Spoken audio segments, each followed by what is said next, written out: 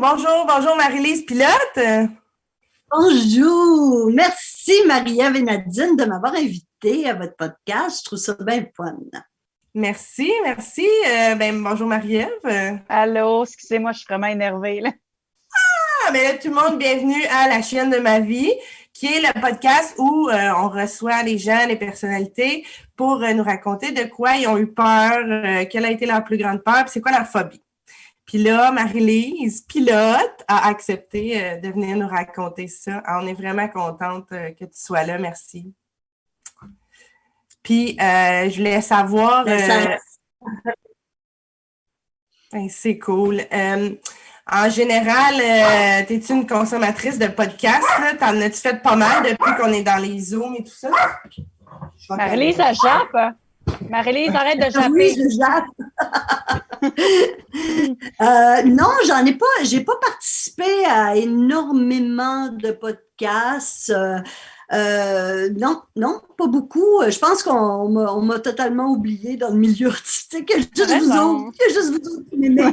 Non, mais on m'a pas demandé énormément, mais si j'en regarde, pas tant que ça. Moi, je suis beaucoup j'écoute la radio énormément la radio dans la maison, mais je suis comme j'étais à la campagne, souvent quand je marche, c'est beaucoup dans le silence. Je suis je pense que j'ai eu longtemps du bruit dans les oreilles et là, je suis très zen dans le silence. Moi, je suis comme toi. Les marches en Abitibi, dans la grosse neige, puis dans le bois, où tu n'entends rien, où tu penses à rien, c'est juste le réconfort. Je te comprends totalement. Mais des fois, as-tu peur dans le bois ou as-tu déjà eu peur quelque part? C'est quoi la chienne de ta vie? C'est quoi le moment où tu as eu le plus peur dans ta vie? Écoute, quand j'étais jeune, bon, j'avais peur des vampires.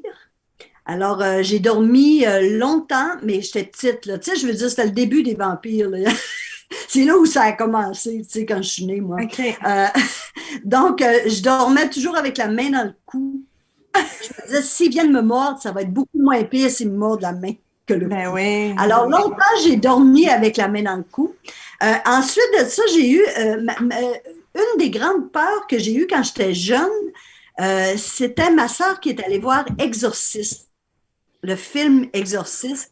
Écoute, c'est même pas moi qui est allée le voir. C'est ma sœur qui est allée le voir, puis évidemment, m'avait raconté plein de trucs. Puis elle a passé genre 3 semaines à coucher dans la chambre de mes parents. Mais l'affaire, c'est que quand j'étais petite, moi, j'étais somnambule. J'étais très somnambule, très souvent. Donc, je me levais, je dormais dans la même chambre que ma sœur. On avait 2 petits lits simples, comme la tête à la tête. Il y avait juste un petit mur qui nous séparait. Et je me levais, j'avais des grands cheveux longs, tu sais, là, séparés dans le milieu, comme les films d'horreur, là. Et je m'en allais en avant de son lit. Oui, je m'en allais en avant de son lit et je la regardais. Fait que des fois, elle se réveillait, puis là, elle se mettait à crier. Puis, ça, pour moi, c'était très traumatisant.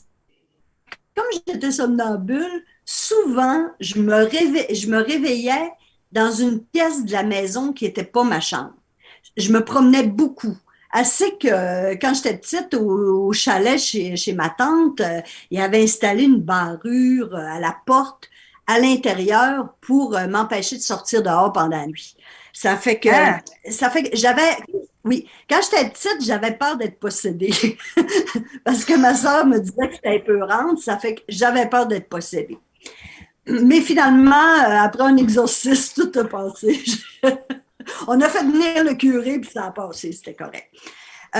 Sinon, la peur de ma vie. Ça, c'était quand j'étais petite.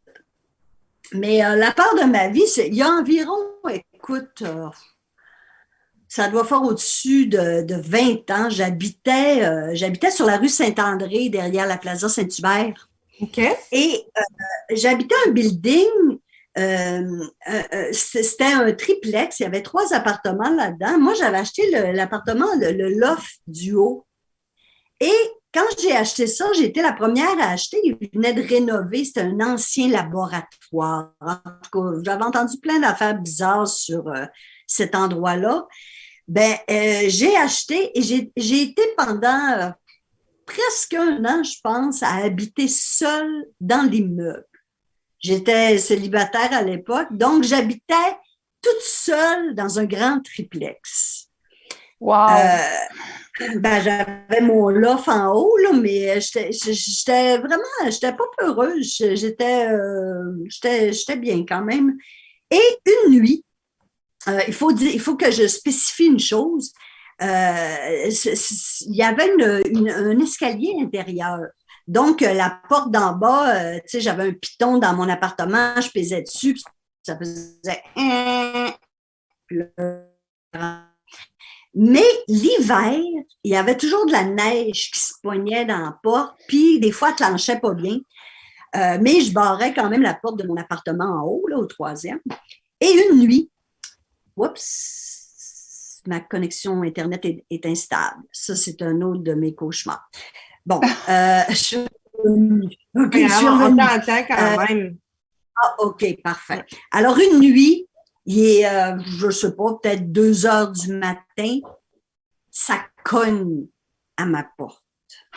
Mais à ta porte directe d'appartement, pas en bas, là, vraiment. À porte directe. Pas en bas, en haut. Wow. Fait que là, je suis toute seule dans le bloc. Fait que je me lève, j'enfile ma robe de chambre. Et moi, quand j'ai peur, j'ai tendance à... je me prends une grosse voix. Je ne sais pas pourquoi, mais je fais ça. Ça fait que là, j'ai dit « C'est qui est là? » en espérant qu'il pense... On dirait un sketch avec Patrice Lécuyer. Mais j'ai toujours l'espérance que la personne pense que c'est une voix de gars. Ça fait que là, c'était un gars qui était à l'extérieur, puis là, qui dit « Laisse-moi rentrer, blablabla. » Je me souviens plus qu'est-ce qu'il a dit au juste. Fait que là, j'ai dit « Je te laisse pas rentrer, je te connais pas, va-t'en chez vous, j'appelle la police. » Mais en dedans de moi, là, même si j'avais une grosse voix, j'étais petite comme ça, j'avais une méchante peur, là. Ça fait que j'ai pris le téléphone et j'ai appelé la police. Puis là, je l'entendais brasser en arrière, mais évidemment, j'osais pas ouvrir la porte. Ça fait que j'ai appelé la police, je leur ai dit, écoute, je suis toute seule dans le bloc, venez voir, il y a quelqu'un qui est à ma porte, blablabla. Ça fait que c'est ça. Finalement, j'entendais plus de bruit l'autre bord. Mais je suis pas assez innocente pour ouvrir la porte pareil. Tu sais, je me suis dit, tout d'un coup, qui est caché, assis, un petit bonhomme dans l'escalier, tu sais. Ça fait que j'ai attendu. Puis là, à un moment donné, après une demi-heure, la police n'était pas arrivée. Ça fait que je suis retournée me coucher. Une demi-heure? Une demi-heure, pas plus que ça. Je suis retournée me coucher. Je me suis endormie. Faut-tu être assez, hein? Je suis grave. Je sais pas ce que j'avais pris, mais en tout cas, j'étais... C'est badass, Marie. Je me suis rendormie. Complètement badass. Et peut-être 1 heure plus tard, je ne sais pas parce que je dormais, je n'ai pas regardé l'heure, ça cogne à ma porte, mais là, ça cogne à ma porte d'en arrière qui donnait sur ma chambre. Puis là, ça fait vraiment un petit... Ça fait que là, je reprends ma grosse voix puis je dis « C'est qui est là? » Et là, c'est les polices qui ont dit « C'est la police! » Fait que j'ai dit « OK, d'abord. » Je suis allée leur ouvrir la porte. Puis, c'est ça, il était passé par le sous-sol du building, puis il avait regardé partout sur tous les étages pour s'assurer qu'il n'y avait plus personne. Ça fait que tout était beau, puis finalement, la personne qui était montée chez nous, il avait tout descendu. J'avais mis mon recyclage, en tout cas plein de trucs de même. Il avait tout jeté ça dans l'escalier, tout en avant du building, et il était parti avec mes patins à roues alignées. Non. Mais ça, c'est pas une mauvaise affaire. C'est pas une mauvaise affaire parce que j'aurais pu me tuer avec ça. Ça fait que je me dis, si on regarde la chose de manière positive, parce que j'en avais juste fait une fois dans ma vie. Fait que je me dis, c'est peut-être une bonne affaire que je sois partie avec les patins. Ça fait que Ça fait que cette fois-là, j'avais eu quand même assez peur. Mais heureusement, dans la peur, j'ai toujours tendance à réagir de manière, je sais pas, on dirait que une grosse voix qui m'habite. Mais ouais, t'es comme dominatrice. Hein. Mais tu sais, les poissons qui sont tout petits, tout cute, puis que quand ils se sentent menacés, ils deviennent gros. Les bêtas. Non, les bêtas, ils sont dans un verre d'eau, puis ils font Oui, rien, mais là, quand ils se sentent menacés, ils gonflent, les bêtas, ils se voient dans le miroir ou quelque chose. OK, non, moi, je parlais vraiment d'un poisson tropical, là, tu sais, qui devient gros avec des excusez, là. On le Ça faisait longtemps. J'avais le goût de plugger ça, le poisson. Comment s'appelle ton poisson? Chiquan. Et bref, revenons aux peurs, parce que j'imagine que tu n'as pas peur des poissons, mais t'avais-tu eu un autre épisode ou des phobies dont tu aimerais parler? Oui, j'ai eu d'autres. Une fois, entre autres, que je me souviens, c'est comme je te dis, tu sais, j'ai cette voix forte qui m'habite. Mais j'ai... Mais tu sais qu'est-ce que je veux dire quand tu fais la voix, là? Excuse-moi de te couper, là. Quand tu fais cette voix-là, tu sais de quel sketch que je parle, là? Il n'y a rien comme le sketch du marin, là. Ah, la fée des îles! Oui! C'est cette voix-là que moi j'entends. C'est quoi, donc? Ah, non, c'est pas la même. Non, la fée des îles, c'est... Il n'y a rien comme la sensation d'un homme des îles qui prend un soir de pleine lune à faller dans une chaloupe sur un tas de filetons. Ouais, c'est ça. Tu t'en souviens au bout? Tu es empêtré dans le filet de pêche, tu mords dans une bouée pour pas crier, tu as les rames qui te rentrent d'un rang, puis le fou de bassin qui... c'est vrai, c'est pas pareil. Wow! Mais non, ma grosse voix de gars est quand même plus... Écoute, ça porte à confusion, là. Écoute bien, Nadine. Hey, c'est qui est là? Mettons, tu fermes les yeux, là. Non? Oui. Pas le cas? Oui, il y a une différence. Oui, mais moi, c'est une voix que, il me semble, j'entendrais ça, j'aurais peur. Non? Ben oui, ça peut être saisissant. Tu te demandes c'est quoi qu'il y a à l'autre bord de la porte, en tout cas. Fait que là, tu allais te compter quelque chose. Je m'excuse. Ben, il n'y a pas de problème. Tu peux me couper tant que tu veux. Une autre histoire. Bon, j'habitais cette fois-là, parce que moi, j'ai déménagé beaucoup. Hein. J'ai vraiment, à Montréal, là, une certaine époque, j'achetais des blocs, puis je les rénovais, puis on les revendait avec mon ex-conjoint. Et là, j'habitais sur Partenay cette fois-là. Et une nuit où, en plein été, il faisait chaud. C'était une canicule épouvantable. Ça fait on s'était dit, bon, on va aller coucher dans le sous-sol, qui était semi-fini. On avait une petite là. Ça fait qu'on est allé coucher dans le sous-sol. Et pendant la nuit, on a entendu des pas en haut. Vraiment, là. Tu sais, vraiment un bruit, là. Franc, là. Oh, là, un franc, là, tu sais. Et il faut que je vous dise une chose. Tu sais, dans les films d'horreur, là, il y a toujours la fille qui sort du chalet quand il y a quelque chose d'épeurant. La première conne qui meurt. Innocente, là. Ben, c'est moi, ça. Moi, je me suis toujours dit, ça en prend une pour aller voir. Et, tu sais, j'ai toujours été très protectrice envers mon petit frère. Mon petit frère, il avait peur des insectes. Ça fait que dès qu'il y avait une bébête qui sautait dessus, moi, je la pognais pour la tasser. Tu sais, c'était comme... ça fait que moi, quand c'est quelque chose qui me fait peur, j'aime mieux aller voir, puis après ça, m'endormir. Ça fait que quand j'ai entendu les pas en haut, j'ai dit à mon ex, gars, prends le téléphone, si jamais je crie, appelle la police. Lui, il me laissait y aller. En tout cas, j'aime autant pas parler là-dessus. T'es plus avec aujourd'hui non plus. Non, puis il est mort. Alors, c'est pas vrai, hein? C'est pas vrai, mais c'est vrai. Qu'est-ce que tu veux que je te dise? Alors, je me sens mal. Non, moi, je l'aime. Moi, je suis down. Moi, j'aime ça. Alors, oui. Fait que là, je suis montée avec un objet contondant. Je me souviens plus c'était quoi l'objet, mais je sais que j'avais un objet dans les mains. Je sais que c'était quelque chose de lourd. Je sais pas, je me souviens plus c'était quoi exactement. J'ai pas envie de C'est ton ancien chum?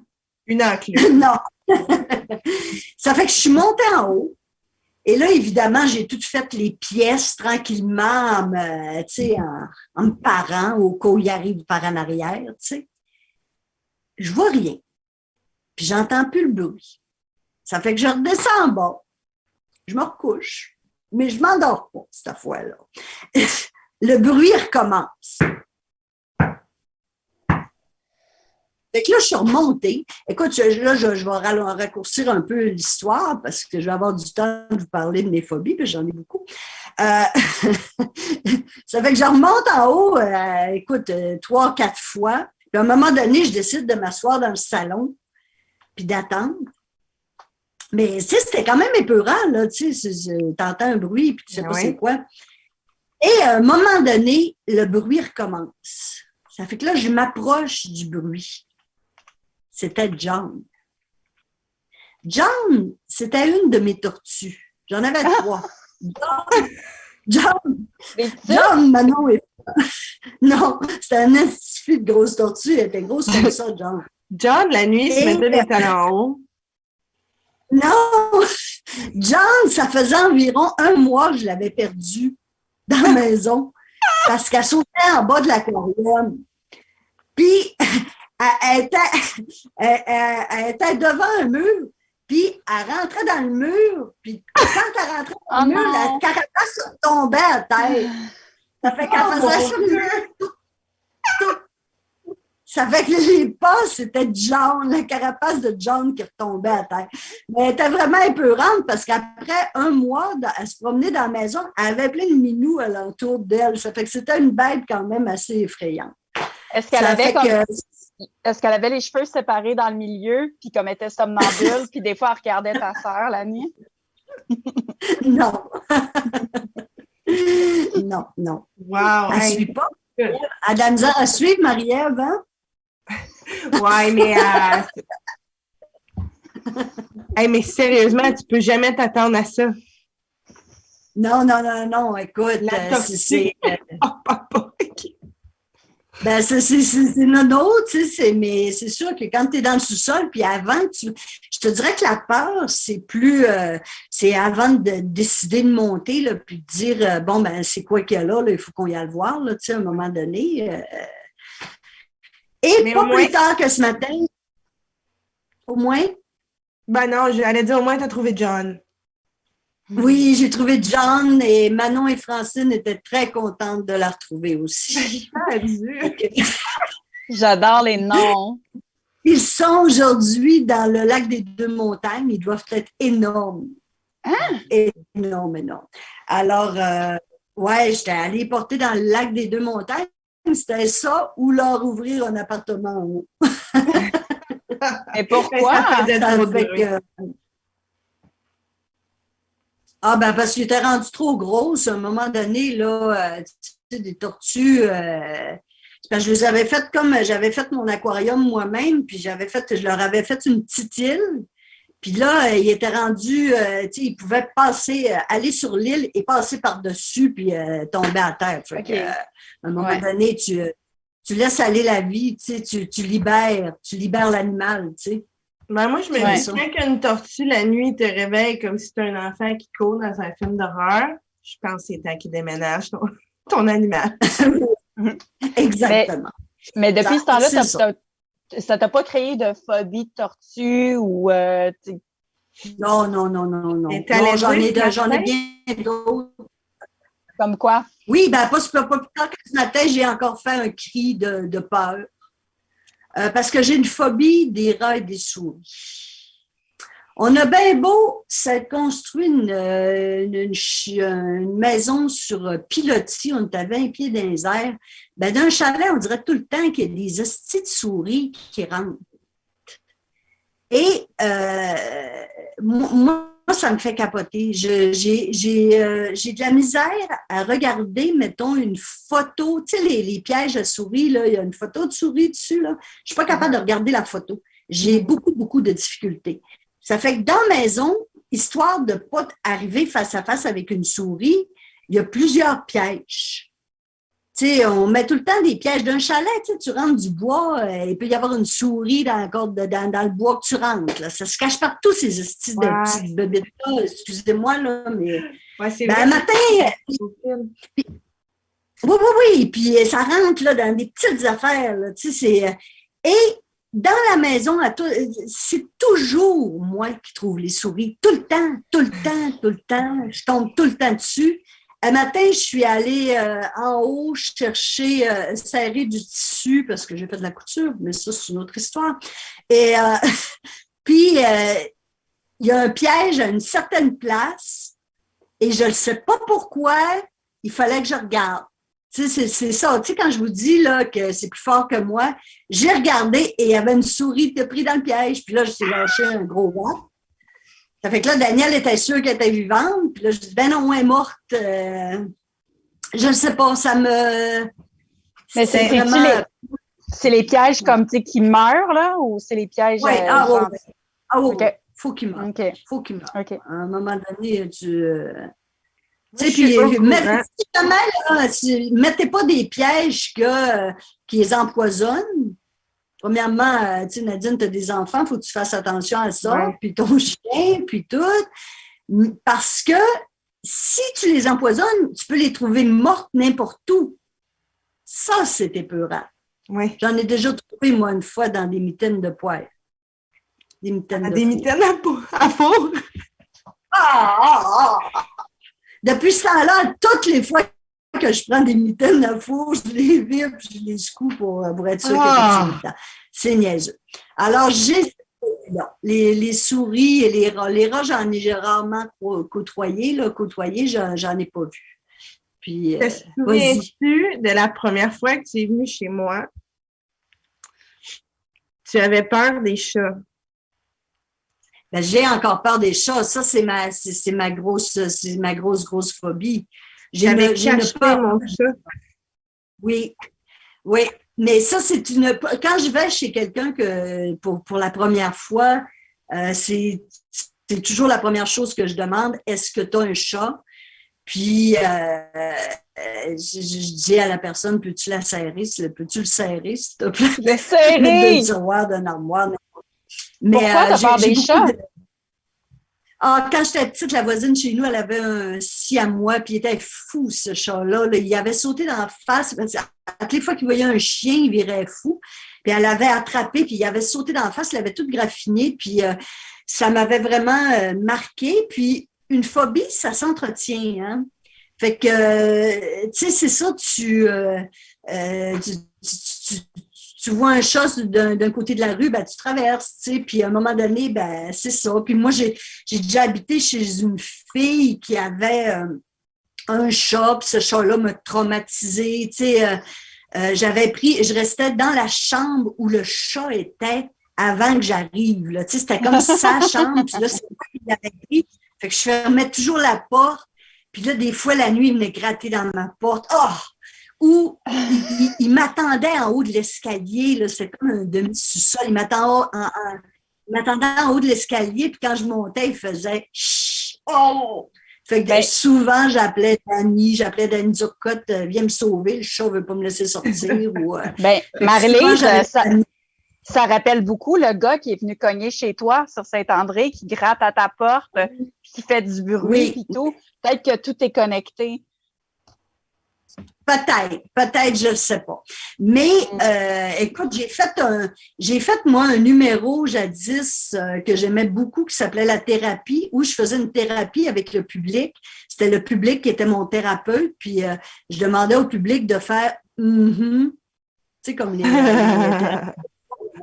Et c'était très, très particulier parce que au même endroit, le public faisait toujours en même temps, la salle au complet, et je parlais de mes phobies, dont la peur des chats. Et je me souviendrai toujours, une fois, j'étais arrivée chez nous après un show, il était genre 1h du matin, et c'était en plein hiver, puis il y a un chat sur ma galerie. Cette fois-là, j'habitais sur Berry. Puis là, j'étais incapable de monter, j'étais incapable de rentrer chez nous. Dans ce temps-là, j'avais pas de cellulaire, pas capable de rentrer chez nous. Puis là, j'essayais de tirer des mottes de neige, mais j'ai pas de bisous. Fait qu'à un moment donné, il y a un gars qui est passé dans la rue, puis tu sais, il est 1h du matin, puis là, je dis au gars, je dis... Excuse-moi, est-ce que tu pourrais faire fuir le chat qu'il y a sur ma galerie qui est là? Fait que là, il m'a regardé, puis dans ce temps-là, j'étais bien hot, tout le monde me connaissait, tu sais. Fait que là, le gars m'a regardé, il dit « Hein, c'est Marie-Lise? » Il dit « C'est vrai, il dit « T'as peur des chats? » Il était venu voir mon show. Puis là, il dit « Puis les nombrils, tu veux aussi? » Là, il dit « Ben oui, qu'est-ce que tu veux? » Parce que j'ai une phobie des nombrils aussi. Ça fait que... Ton nombril, c'est pas la première fois qu'on l'entend, celle-là. Je pense que c'est Léa Strelitsky aussi qui disait ça. Ouais. Ah oui? Ton nombril ou le nombril des autres? Robert Lepage aussi. Robert Lepage, il a cette phobie-là aussi. Moi, toutes les nombrils, je peux pas regarder quelqu'un... j'aime pas en parler. Pour moi, me nettoyer le nombril, c'est périlleux. Périlleux. Ouais. Mais pourquoi on parlerait, pourquoi on focuserait sur un nombril de toute façon? Je te comprends. C'est pas un endroit intéressant. Je te comprends. Ma mère, elle aime ça. Ma mère, elle aime ça en parler. Parce qu'elle sait que j'aime pas ça, puis elle trouve ça drôle. Ça fait que là, si là, quelqu'un a eu une laparoscopie, là, hey, là, elle va rentrer dans le détail. Puis là, je dis, maman, arrête, là. Puis là, elle trouve ça drôle, Oh. Mais moi, quand je suis allée me faire enlever la vésicule biliaire, là, je leur ai dit, écoute, j'ai parlé aux médecins, aux infirmières, je m'étais fait un rond alentour du nombril au crayon avec une croix, puis j'avais dit, faites-moi un trou n'importe où, mais pas dans le nombril. Touchez-moi pas au nombril, sinon je vous passionne. Puis finalement, ils ont fait le trou au-dessus, mais ils n'ont pas touché à mon nombril. Ça fait que ça, c'est vraiment une autre. Ouais. Écoute, on aimerait beaucoup avoir des photos de ça, mais ça ira la prochaine fois, par exemple, parce que c'est tout le temps qu'on a. Merci tellement, Marie-Lise. Juste avant qu'on se quitte, Marie-Lise, est-ce qu'on peut te voir prochainement? C'est quoi tes projets? Qu'est-ce qui s'en vient pour toi? Ben écoute, on ne peut pas me voir en tant qu'humoriste parce que j'ai quand même, ça fait très longtemps que j'ai pas fait rire. Mais écoute, ça fait 13 ans maintenant que ma compagnie existe. Vous savez que je suis rendue une femme d'affaires avec ma grosse voix. Je suis une femme d'affaires. J'ai ma compagnie Pilote et Filles, qui est vraiment une collection de vêtements et chaussures de travail pour femmes, la plus grosse en Amérique. C'est la plus grosse collection de vêtements et chaussures de travail pour femmes en Amérique. Alors, j'en suis très fière. Et ça fonctionne toujours avec les boutiques web, piloteetfilles.com. Puis, bientôt, c'est le fun parce que ça fait 3 ans qu'on fait la bourse Pilote et Filles. Alors, cette année, c'est une bourse de 4 000 $ plus l'habillement complet pour les filles qui étudient en ce moment dans des métiers non traditionnels. Alors, ça fait partie de notre mission de donner un coup d'envoi à au moins une fille pour qu'elle puisse avoir de la facilité à se lancer dans le milieu du travail. Dans son domaine, ouais. Oui, exactement. Alors, c'est pour moi, c'est, tu sais, j'ai vraiment fait un switch complet. Je suis passée de l'humour à une collection de vêtements et chaussures de travail. Puis, mais c'est quand même proche parce que dans Pilote et filles, quand tu es une fille qui fait un métier non traditionnel, vous le savez, vous êtes humoriste, c'est un métier non traditionnel, ben, ça prend de l'humour. Alors, il y a toujours de l'humour dans notre collection. C'est quelque chose qui est bien le fun. Puis, j'en suis bien fière, vraiment. Marie-Lise, c'est toi qui fais. Je les ai vus parce que mon chum travaille en construction, puis on est allé y acheter des trucs chez Canadian Tire, puis j'ai vu les bottes roses. J'ai trouvé tellement fresh. Pour vrai, c'est toi qui fais ça. Ça vient de toi. Ben, c'est pas moi qui l'ai fait. Dans le sens là, piloté. Non, je la vois en train de faire des bottes. Non, mais c'est ta compagnie, ça.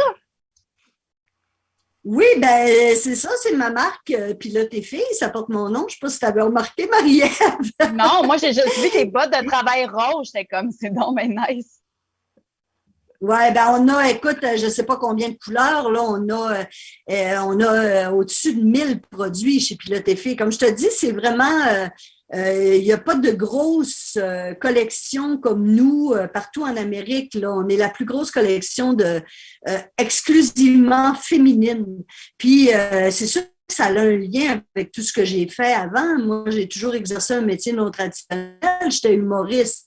Alors, pour moi, c'est très touchant aujourd'hui d'habiller et chausser les filles qui font des métiers non traditionnels. Il y a vraiment un lien là-dedans.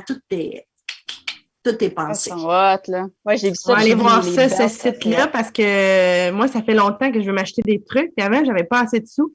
Fait que là, je vais aller m'acheter quelque chose sur Pilote et filles. Puis je vais te le montrer. Ah, dites-moi là. Hey, dites-moi là, je vais vous faire le prix de la grosse. La grosse, c'est moi. Parfait, merci. Merci, Marie-Lise. Ben écoute, bye, à la prochaine.